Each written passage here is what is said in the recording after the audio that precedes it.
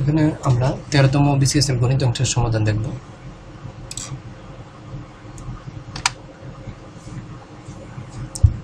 যে একটি 10,000 টাকার বিলের উপর এককালীন 40% কমতি এবং পরপর 36 ও 4% কমতির পার্থক্য কত টাকা? তো 10,000 টাকার 40% যদি হয় তাহলে হচ্ছে 4,000 টাকা, আর 10,000 টাকার যদি 36% হয় তাহলে হচ্ছে যে 3600 টাকা আসে। তাহলে 10,000 থেকে আমরা 3600 বাদ দিয়ে দিই, তাহলে হচ্ছে যে 6400 টাকা থাকবে।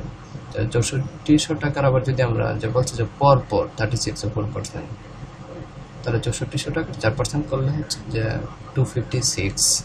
এখন যে 3600 আর 256 এটা যোগ করলাম হচ্ছে 3856 টাকা। তাহলে এখানে বলা ছিল যে 40% কমতি এবং 36 পরপর 36 ও 4% কমতির পার্থক্য কত?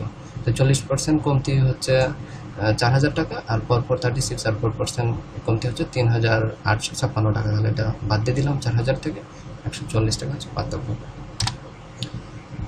যে কোনো পরীক্ষায় একজন ছাত্র n সংখ্যক প্রশ্নের প্রথম 20টি প্রশ্ন হতে 15টি প্রশ্নের শুদ্ধ উত্তর দেয় এবং বাকি প্রশ্নগুলো থেকে 1/3 অংশের শুদ্ধ উত্তর দিতে পারে। এভাবে সে যদি 50% প্রশ্নের শুদ্ধ উত্তর দিয়ে থাকে তো ওই পরীক্ষায় সব প্রশ্নের সংখ্যা কতগুলো ছিল?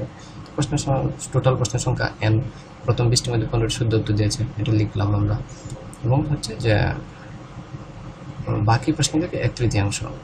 এখন হচ্ছে যে প্রথম আমরা যে n সংখ্যক প্রশ্ন থেকে যে প্রথম 20টির হিসাব আমরা করে ফেলেছি, 20টির মধ্যে 15টি সে শুদ্ধ উত্তর দিয়েছে, তাহলে n-20 বাই 1/3 এত অংশের সে শুদ্ধ উত্তর দিয়েছে বাকি প্রশ্নের।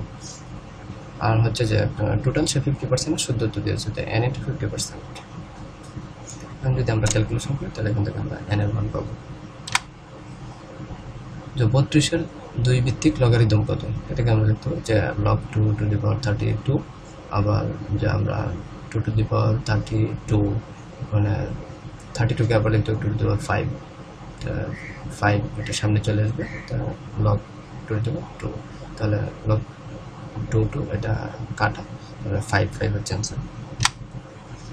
যে একটি গোল মুদ্রা টেবিলে রাখা হবে, এই মুদ্রার চারপাশে একই মুদ্রা কতটি রাখা যেতে পারে যেন তারা মাঝের মুদ্রাটিকে এবং তাদের দুই পাশে রাখা দুটি মুদ্রাকে স্পর্শ করবে? আমরা যদি বৃত্তের ক্ষেত্রে দেখি তাহলে সমাকৃতির মানে 6টি বৃত্ত লাগবে।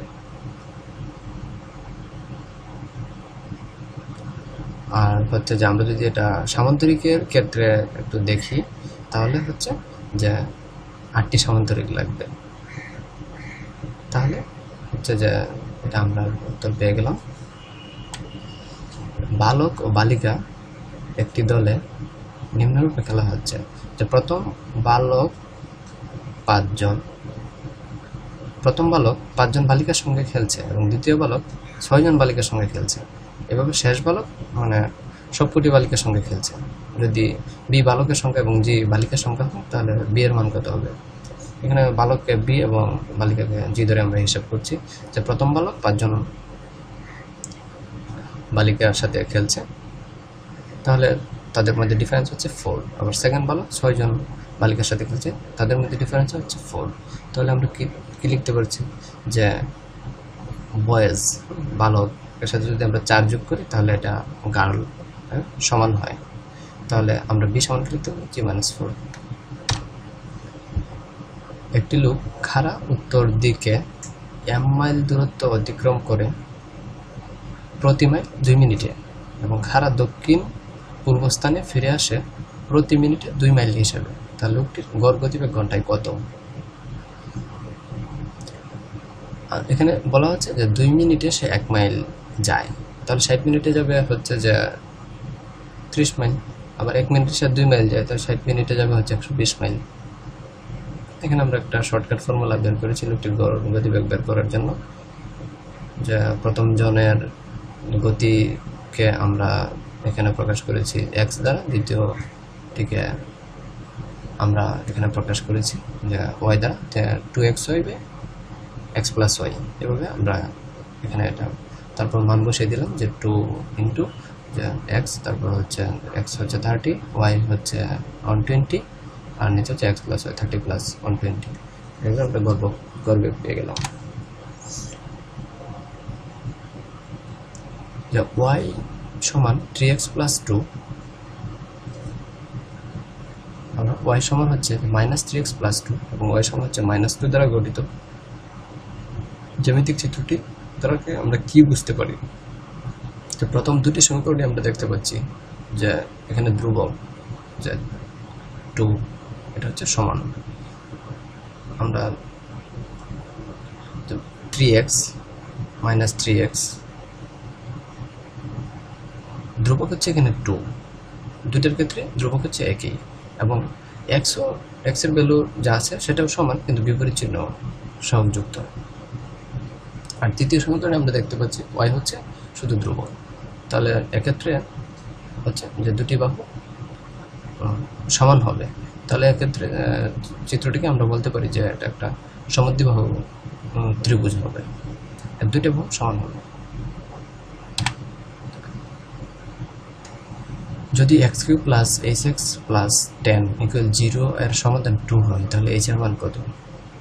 এখানে যেহেতু সমাধান 2, আমরা x এর জায়গায় এখানে 2 বসাবো, যে 2³ প্লাস h ইন্টু 2 -10, এখান থেকে h এর মান বের করলাম হচ্ছে এটা -9 হলো, তাহলে h এর মান কত? -9। 2 - 3 into 2 - 3 to the power -1 total এর উপর যদি -1 হয় তাহলে মান কত হবে? 2 - 3, 2 থেকে যদি 3 আমরা বাদ দিই তাহলে এটা -1 আসবে। তো -1 এর উপর হচ্ছে যে পাওয়ার হিসেবে আছে -1, -1 এর উপর পাওয়ার আছে -1, তা এটা যদি আমরা ক্যালকুলেশন করি এটা -1 আসবে, তাহলে -1 হচ্ছে প্লাস এবং হচ্ছে +3, 2 + 3 টু দি পাওয়ার -1, তাহলে হচ্ছে 2 + 3 হচ্ছে 5, 5 to the power -1, 5 to the পাওয়ার -1 আমরা 1/5 আকারে লিখতে পারি। এই বিশেষ অঙ্ক খুব কমই ছিল, এই টিউটোরিয়াল এ পর্যন্ত।